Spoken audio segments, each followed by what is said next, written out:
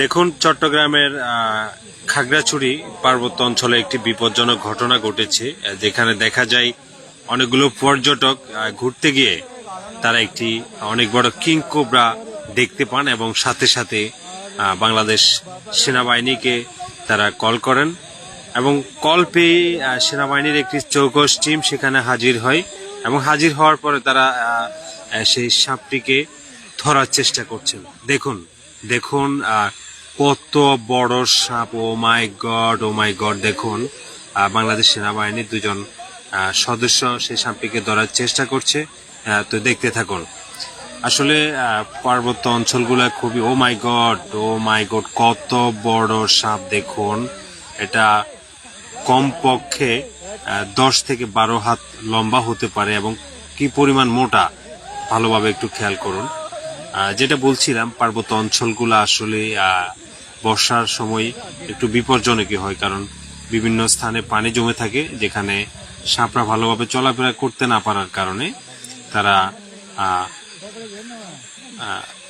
লোকারণ্যে চলে আসে, যেখানে মানুষজন বসবাস করে, মানুষের বসতির স্থাপনে তারা চলে আসে। তো দেখুন এই সাপটি কত বিশাল এবং এটা কতটা বিপজ্জনক ছিল।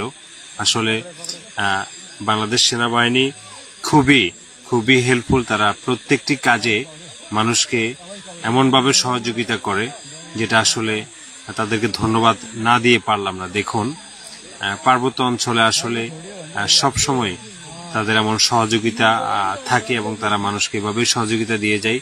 দেখুন, বাংলাদেশ সেনাবাহিনীর পাশাপাশি একজন উপজাতি ভাইও আছে, যিনি সাপটি ধরার জন্য সহযোগিতা করছেন। দেখুন কত মোটা একটি সাপ!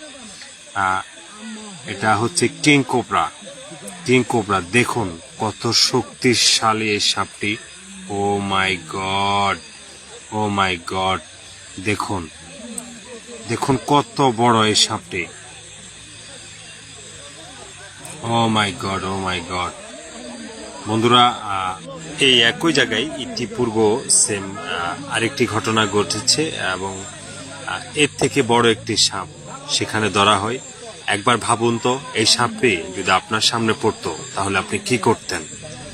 চিন্তা করুন। এমন সাপের হাত থেকে আসলে বেঁচে ফেরাটাও খুবই মুশকিল। শেষ পর্যন্ত সাপটিকে একটি ব্যাগের মধ্যে ঢোকানো হচ্ছে, যেটাতে করে তারা এই সাপটিকে চিড়িয়াখানায় নিয়ে যাবে। প্রাণী সম্পদ অধিদপ্তরের অধীনস্থ করে দেবে এই সাপটিকে। দেখতে থাকুন।